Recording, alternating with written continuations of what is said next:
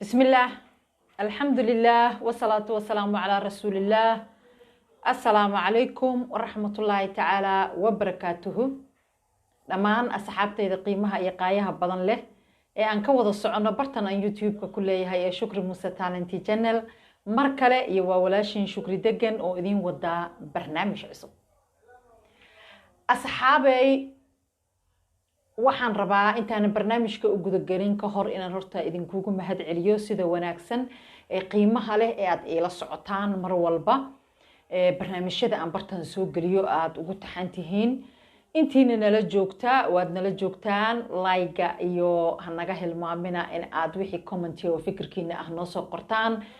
intii aan hore noola joogin oo hadda iyo wixii ka dambeeyo nagu soo biiri doontana waxaan idin leeyahay welcome soo dhawaada sacabo furan iyo waji furan iyo qalbi nadiif ah ku soo dhawaada subscribe kana noo saara mar walbana halkaas nagala socdo gambaleelka furta si barnaamij walba oo aan soo galiyo aad ula socotaan biidnillaahi kariim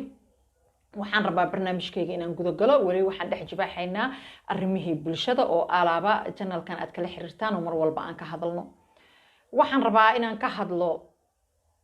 caalamka qof walba wuxuu rabaa inuu wax qabsado qof walba wuxuu rabaa inuu hergaalo qof walba wuxuu rabaa nolol macaan inuu ku noolaado dadkoo dhan ayaa wada raba laakiin siday u wada rabaan uguma wada guuleystaan xaqiiqatan dadna way ku guuleystaan dadna way ku guul dareystaan marka waxaan rabaa inaan ka hadlo sidaad adiga wax u qabsan lahayd oo adigu aad rabto inaad hawshaada iyo waxaaga iyo barnaamijyadaada iyo waxaaga aad u habaysato ma jiro never ever qof sidaad adigu wax u qabsan lahayd bizabti si la mid ah wax kuugu qaban kara ma jiro waxaadna ku ogaanaysaa taas oo maxay ahayd cadaynu ah u fiirso dadka waayeelada ah oo waalidka ah qof markuu qof weyn yahay oo qof waayeela oo noqdo oo maxay ahayd waxa Soomaalidu tiraahdaa orod badanaa ma soco kara ku xigto yaa hadal badanaa ma hadli karaa ku xigto alla qofkan caajis ma la firfircooni badanaa maba maxay ahayd ka kici kara fadhiga ku xigto marka waxaan ka hadlayaa dadka waayeelka ah ee hore u batay ee waqtigoodii hore u soo qaatay waxa jira calaamado dhab ah oo ka muuqda calaamadahaas maxay yihiin calaamadahaas waxay yihiin ma jirto for example hadii ayeyda oo kale ama maxay ahayd abootada qofba sidoo u yaqaano aad nolosha ku soo gaartay ama awowga ama abkowga hadba sad u taqaan inkastoo dadku lahjaduhu kala duwan yihiin sida loo kala fasirana ay kala duwan yihiin laakiin waalid adiga ku dhalay ee weyn markaad nolosha kula kulanto waxaad arkaysaa wax kasta oo du qabato kuma qancaayo wuxuuna ugu qanceynin waxa ugu badan xataa hadduu kan ugu qabow yahay asagoon qanaaco ku qabino waayahay haye hooyo waad ii samaysay haye ayeeyo haye khayr allah ku sii intuu yiraahdo asagu intuu garguurto wuxuu doonayaa inuu wixiisi qabsado sabab tabartina way ka dhamaato way ku yaraatay wax walba haddaad u qabato qofka bini aadanka ah oo weyn ee waalidka ah wax walba haddaad u qabato siduu asagu u qabsan lahaa uma qabanaysid si kaleeto ayaad u qabanaysaa marka asagu mar walba kuma qancay wuxuuna ugu qanceynin wuxuu ku qanacsan yahay maadaama bari uu soo maray asagu uu firfircoon yahay qof yar uu yahay ama ayeyda ay firfircoon tahay gabar yar tahay wax walba ay qabsanayso oo iyadu maaragtay cid ay kaala wax isoo qaba dhehaynin oo wax walba iyadu ku taxalluqa ay siday u qabsan lahayd iyadu joyskeedu yahay ay u qabsanaysay kuma qancaayo qofku wax loo qabtay tabar meeshay baddo ay dhigto waa gooni laakiin qanaaco kuma qabaayo wuxuuna ugu qabaynin mar walba sidoo asagu wax u qabsan lahaa si ka duwanaa loogu qabanaya mar walba dhaliiluu qabaa mar walba adigu ku dhaliilsan yahay mar walba qofku wax u qabanayo si walba qofku u wanaagsan yahay wuu dhaliilayaa wuxuu u dhaliilayaana waxa waaye waxa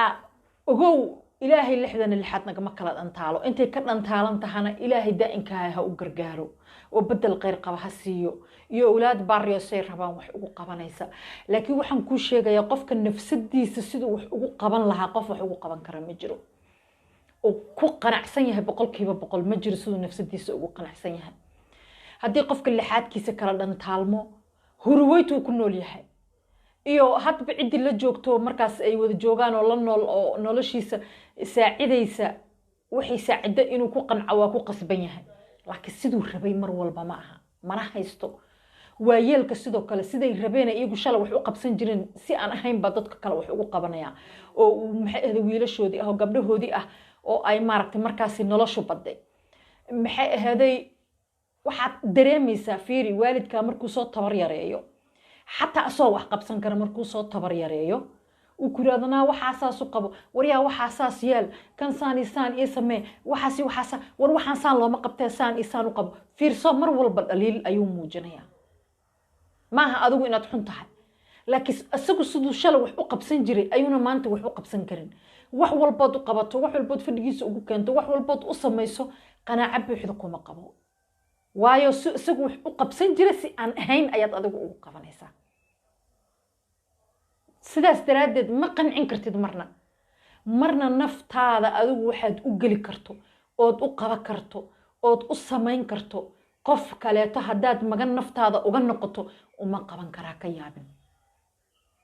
sidaad adigu shalay gacantaada ugu qanacsanayd oo waxaad doonto aad u karsanaysay oo dharkaaga habkaa doonto aad u dhaqanaysay oo kuwii aad isleedahay waa kaa qayirmayaan aad hand wash ugu samaynayso gacantaada ugu dhaqanayso oo haddaad mashin haysato kuwa kale aad mashinkaaga ugu dhaqanaysay si allaale iyo sida adiga qanaaco shalay ku qabtay si aan ahayn ayaa bini aadanka kaleeto ay kugu qabanayaan beri haddaad mudato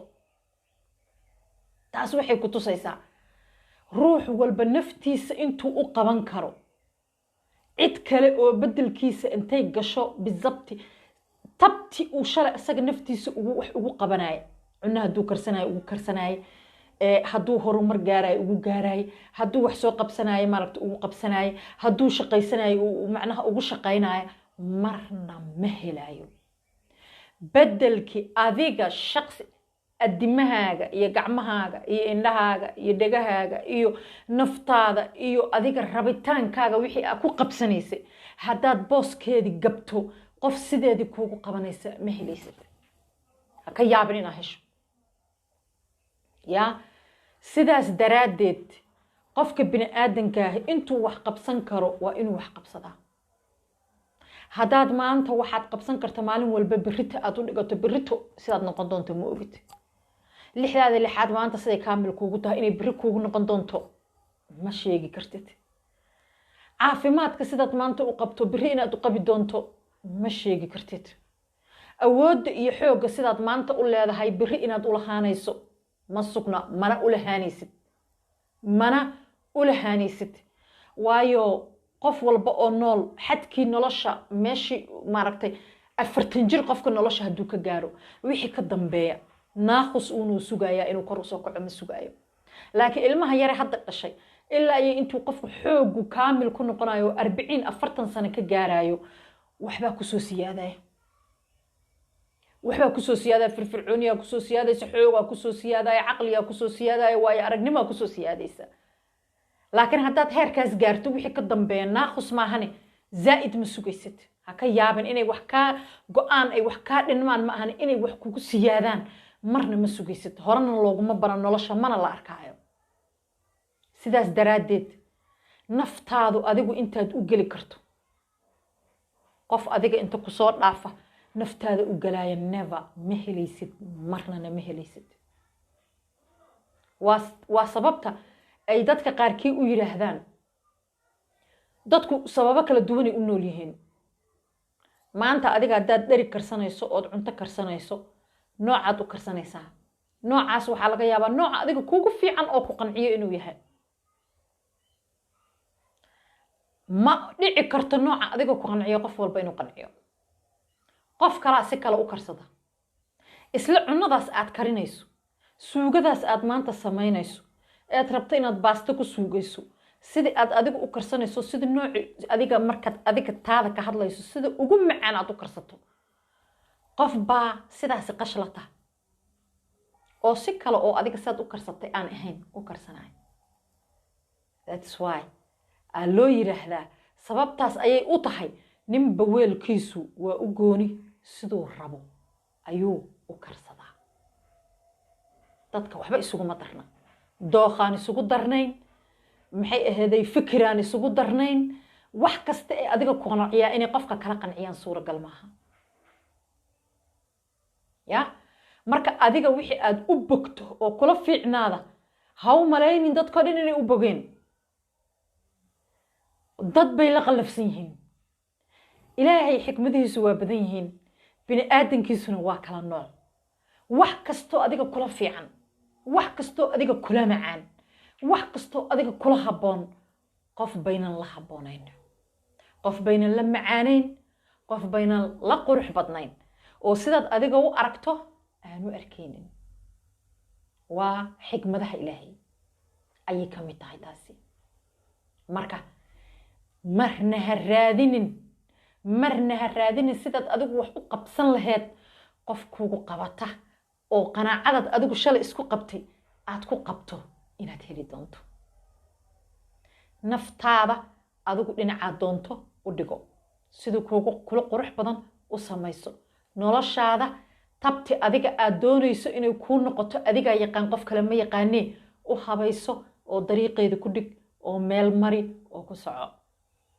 ha ka sugin fikirka adigu kugu jira qofuu asagoon dhinacna u qalloocnayn ku jiro oo waxaad rabta raba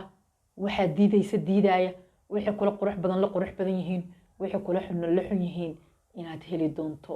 weligaa sidaas daraaddeed naftaada adaa u taliya dherigaagana adaa u taliya noloshaadana adaa u taliya dhankaad doonto u dhigo